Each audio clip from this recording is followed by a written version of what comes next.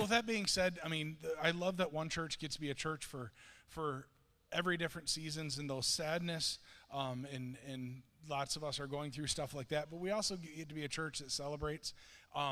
And yesterday, I got the honor of back-to-back weeks now performing a wedding for somebody for One Church. So Jamie and I were there yesterday and got to celebrate with Jeremy and Tammy Mans, who some of you may know, and we performed their wedding. So that was just a beautiful day.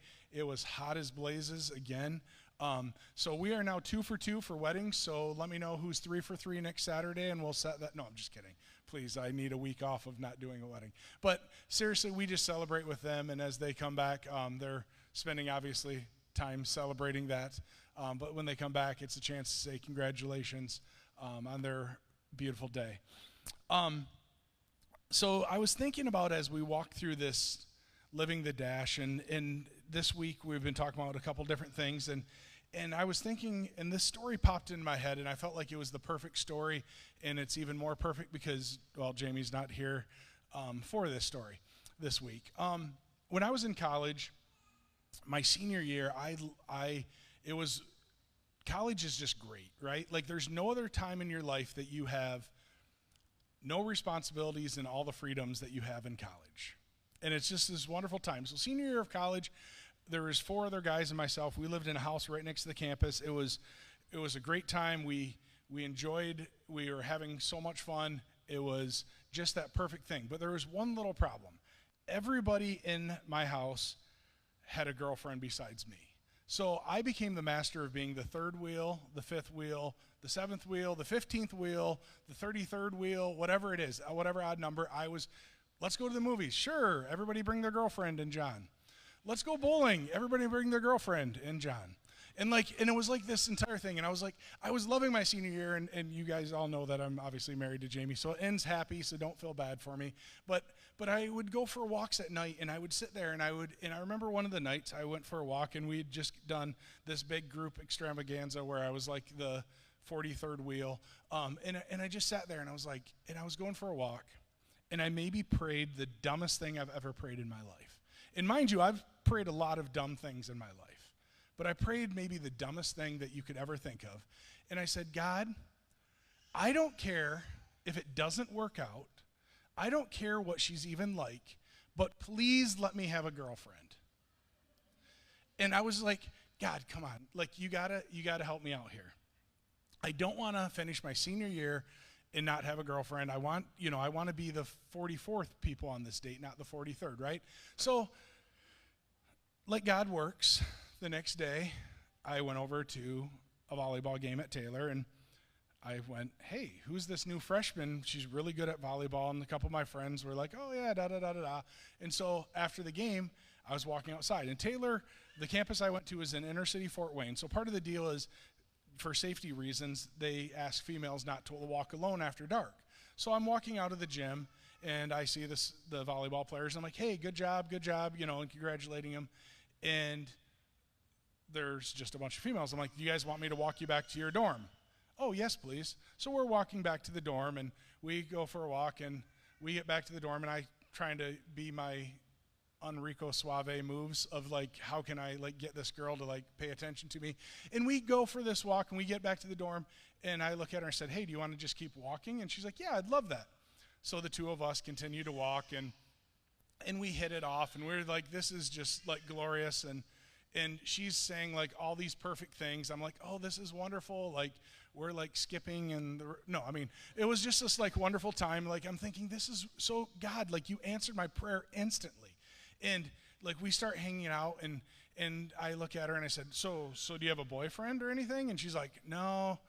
And only like, I can make fun of it because I'm not this age anymore. So anybody in their young 20s, I apologize. She goes, no, but I maybe like somebody. Oh, who? Well, do they live on campus? Like, I'm like giving like, just trying to playfully, and she's like, well, their house is kind of close to campus and that. And I'm like, oh, kind of like mine? And she's like, yeah. I'm like, well, so he has a girlfriend then? No, he doesn't. I'm like, oh, it's me. Like I finally figure out it's me. So I'm like, oh, this is wonderful. So So we start, like, I ask her out and we hang out. We hang out in group. A month goes by. It is just like all rainbows and wonderful moments, and everything is wonderful. And all of a sudden she decides that she can't go on a date one night. And I'm like, oh, this is weird. And the next day I said something. She's like, can we go and just maybe talk tonight? And I'm like, sure. So we do our path that we would walk and talk and all this stuff. And like all good young individuals, we were doing, things were going well, and we were just, everything, and I look at her, and I'm like, what's going on? And she's like, oh, well, and then all of a sudden, like, literally, she drops a bombshell on me. Hiroshima, like, explosion, like, whatever you can imagine, and she's like, so I'm not really who you think I am. I'm like, what? And she's like, I had such a crush on you, so I did some research, and I found out who you were, and I asked a bunch of people, so I've kind of been lying to you. And I was like, okay. And she's like, so when you talk about, like, things that you enjoy, I kind of hate those things. Okay.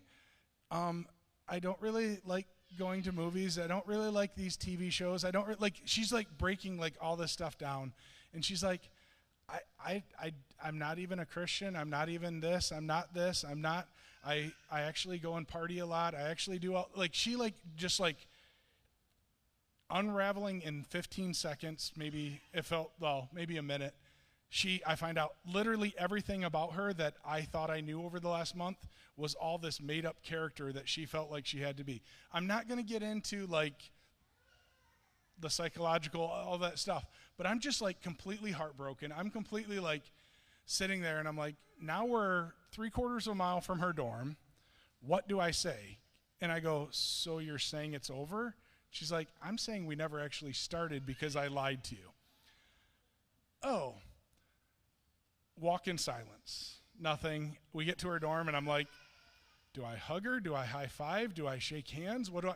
And I'm like, well, have a good night. And I turn and walk, and I'm sitting there. I'm like, but God, like literally I asked, and I all of a sudden just start literally laughing out loud. I'm like, that's on you, idiot. You said you didn't ask for like, hey, bring me my future soulmate. You didn't ask for this stuff. You just said, it doesn't matter if it works. I just want a girlfriend, so I just gave you just a girlfriend. You happy now? And I just started laughing. I'm like, you're right, God. I'm done. I was stupid. I was dumb. And that's the thing about living the dash. That's the thing about our life, is we have a God that wants a relationship with us. We have a God that cares about us. We have a God that walks through all this stuff, and God's sitting there going, I know what's best for you. Are you willing to have a relationship and talk about this? I know what this should look like. I understand. I want to walk through all of these things. Are you willing to walk through it too? Are you willing to have the same passion, have the same things? Are you willing? And I learned from that, and I will be honest to say I've never once again in my life ever prayed for, give me a girlfriend and I don't care what she's like. And instead, and I'm not saying this to say, look how pious and great I am. After that happened, I opened up a journal. And those that know me know that I don't write, I don't journal. Like, I love people that do. My wife has, like, by her bedside, like this, like, years of journals stacked up. I have, like, one notebook that's kind of ratty that I try to journal in. But from every time that I would get in my notebook and I would write, before I met Jamie, I would write letters to my future wife. And I'd say, and I learned from that mistake. And I said, God, send me somebody that brings out the best in me. Send me somebody that you know that is going to be there and that cares and they have the same passions as me. I changed the way that I prayed for things because God taught me a lesson in living the dash. God taught me a lesson in that. And to understanding that there's things in our path, and there's path that God has directed for us. And sometimes he throws a wrench, and life throws a wrench in that, and he's there for you. And so as I was kind of going through this and thinking of those plans, I thought about David. So David in the Bible, if you don't know who David was, he was an amazing man. He was a great musician. He was a man after God's heart. He did so many wonderful things, right? Like David was phenomenal. But he was also kind of not a good guy either. He kind of messed around with another man's wife. He then took that man and sent him to war to be killed. So kind of had a guy killed. He did all these things that were really, really good, but he also did a lot of things that are really, really bad. But he sought after God. And I feel like if David can do that, we can do that. None of us and I don't know. I mean, some of us are really messed up in this room, including myself. But I don't think we've had anybody killed. I don't think we've not been as bad as David, I think is a very fair statement. But yet he sought after God. And he wanted God's love. He wanted God's protection. He wanted to be close to God. And he had conversations with God. And in the end, he really wanted to build the house of the Lord. And God went, hey, I've been there for you, but your son Solomon is going to be that. And so we continue on with David hands over the kingdom to his son Solomon. And Solomon is just still a young guy. And Solomon's sitting there going, and he has this conversation with God where he says, God, I know the wonderful things you did for my dad, but I'm still a young man, and I don't really know what I'm doing here. And I'm trying to figure out how to be a king. And God, I'm going to ask you for one thing. I'm going to ask you for wisdom. I'm going to ask you to make sure that I do the right things. And he said a prayer that is so phenomenal that I wish that I could do that, right? Like, instead we pray for all these other things, but instead Solomon prayed, give me wisdom, God. Give me wisdom to handle situations because I'm young and inexperienced. And in 1 Kings 3:10 through 12, in this dream where he's talking to God, it says, the Lord was pleased that Solomon had asked for wisdom.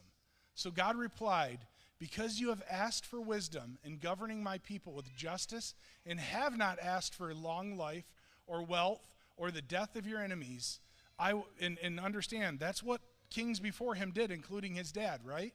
Like he said, because you've asked for these things, but you haven't asked for the wealth, the long life, the death of your enemies, I will give you what you asked for. I will give you a wise and understanding heart, such as no one else has ever had or ever will have. The moment that he was willing to step down and say, God, I just want wisdom to handle this situation. I'm not asking for all this stuff. And it continues on because then God goes, not only I'm going to give you that, but I'm also going to give you those things that you haven't asked for because I love your humble heart. I love those things. And as we're living the dash and as we're trying to strive to live that dash of what God has for us, to understand that if we humbly ask God and go, give me the wisdom to handle this situation, right? When somebody has wronged me, and I've had a few conversations with people this week about this subject, when somebody's wronged you, what is the first thing we always ask? God, take care of them for me. Give them something really, really bad to happen. And I'd like to say I don't do that because I'm a pastor. I guarantee you I do it. I had a situation that happened recently, and I felt like I was wrong.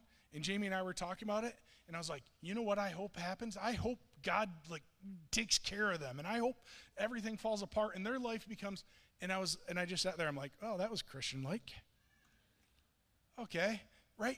And I get it. It's a human nature to have that, to lean into that, but instead to go, God, give me wisdom.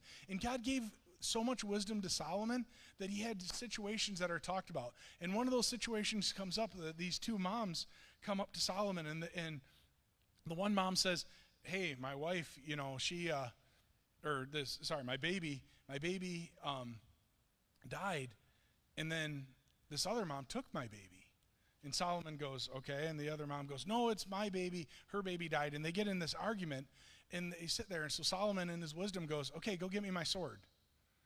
And he give him the sword, and he goes, okay, we're going to cut this baby in half and give half the baby to each of these two moms. That'll solve it. And the one mom goes, yep, that's a good idea. And the other mom goes, no, she can have the baby. She can have the baby, right? And Solomon goes, well, it's obviously your baby because a true mom would never do that to their kid. And he uses his wisdom to solve through this stuff where you read that story and you're like, that's so cool how God gave him the wisdom to figure out that situation. And God has that same wisdom for each of us. As we live this dash, God has the same love and the same passion for each and every one of us. We just have to ask, and we have to have that relationship. And I get it because it's really, really difficult. And the crazy part about Solomon, even in this wisdom, and even as God provided all this stuff, as we continue on with what happened to Solomon, if you've read this, you know that Solomon also then like turned away from God. And he fell away because he got too comfortable. And things started to happen. I want us to understand as a church, and my passion for you as a pastor, and my passion for my friends, my family, for people, is that we lean into what God has, and we understand that living that dash, things are going to happen. I hate hearing the bad news. My heart breaks. Getting that phone call on Monday, my heart breaks. Getting phone calls that I've gotten in the past, my heart breaks. But I just want us to understand that life is going to throw you these curveballs. Life is going to throw you these situations. And our nature that we fall into is to be like Solomon, is to turn away. To turn away from God and to start walking away. My question, do we truly want God's plan for our life, or do we want man's plan? Do we want the simple way? And are we asking ourselves like, God, I want your plan so much? Because getting back to that beginning story I shared about, is the embarrassing part is I cannot remember her name. All week long I knew I was going to share this story, and I've tried to think of the girl that I dated for a month in college, and I cannot come up with her name to save my life, and I hate that. But it wasn't what God had for my life. And I've shared that story with youth group kids, and if you've been in my youth group, you may have heard that story before about understanding the plans that God has for you. I can't think of her name, but I do know that God had an amazing plan, and I eventually ended up with an amazing woman and have amazing kids that I love and cherish. And if I would go back to that 21-year-old man that had that prayer, and as soon as he said amen, I would have punched him in the throat. Said, what are you doing, you idiot? God has something so amazing for you. Why are you turning to those other things? Turn to the things that God has for you. And when those moments come up, like, right, when you see somebody struggling with something and you want to go, hey, God has a plan for you, and he's there for you.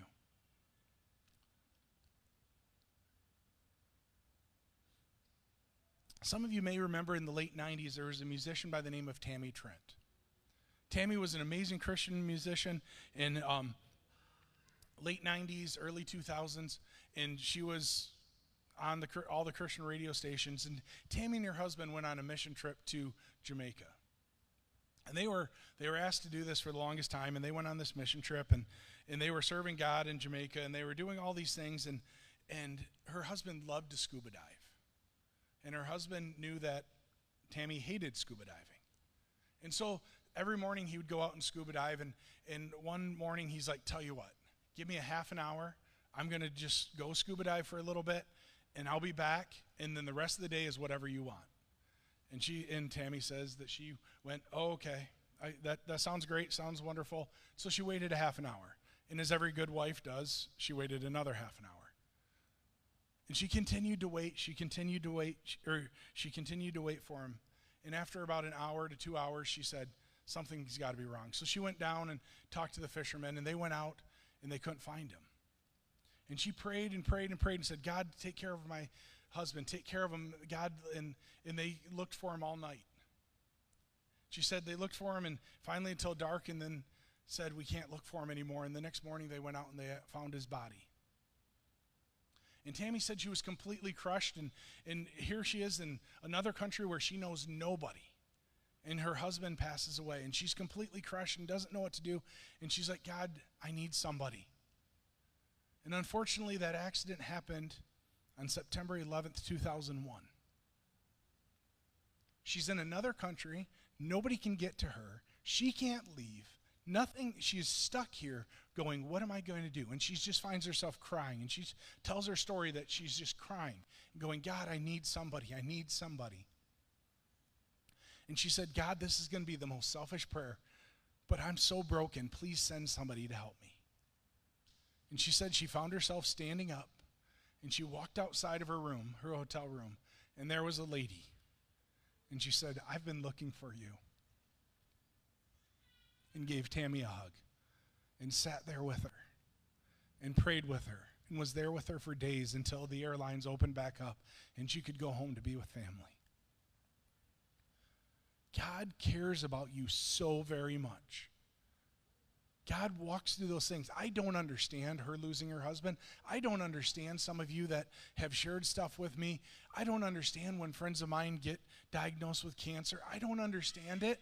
But I know when we truly live the dash, when we lean into what God has for us, he promises to be with us. And maybe lately you've been thrown a curveball.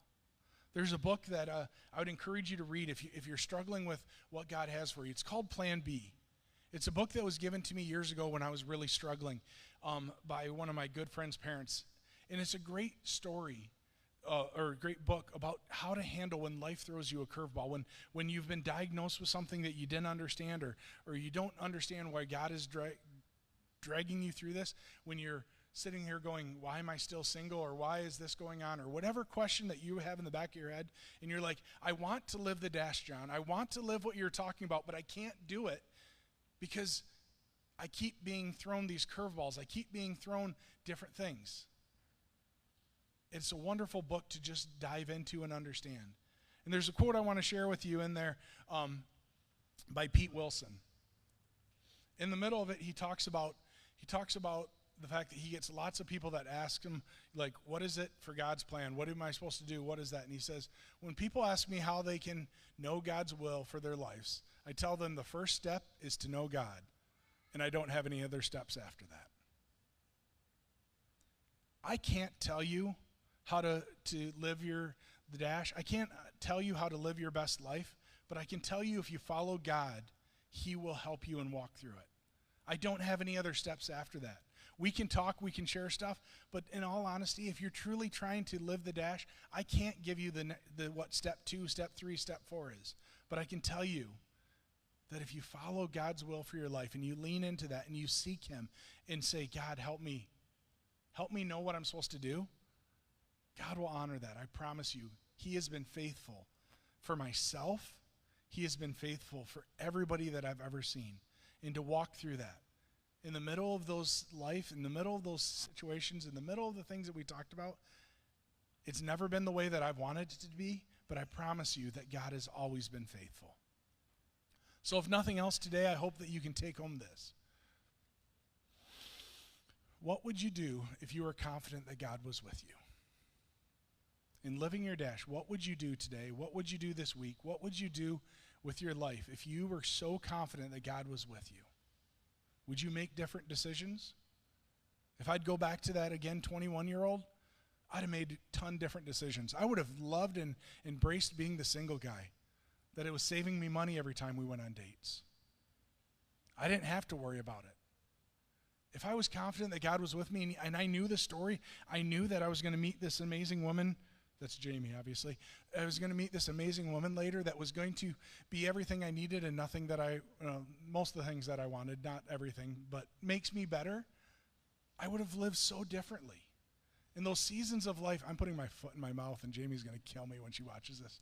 I love you, Jamie, because she's probably watching right now at the ball field. But anyways, I would live so differently. If I was so confident, if I had 100% confidence that God was going to walk through those seasons, I would have lived so differently. And my hope is that you would too. To lean into that God has something so amazing in your story. You just have to lean into it. Pray with me. Dear Heavenly Father, we thank you for today. We thank you for walking through those seasons of life that seem so difficult.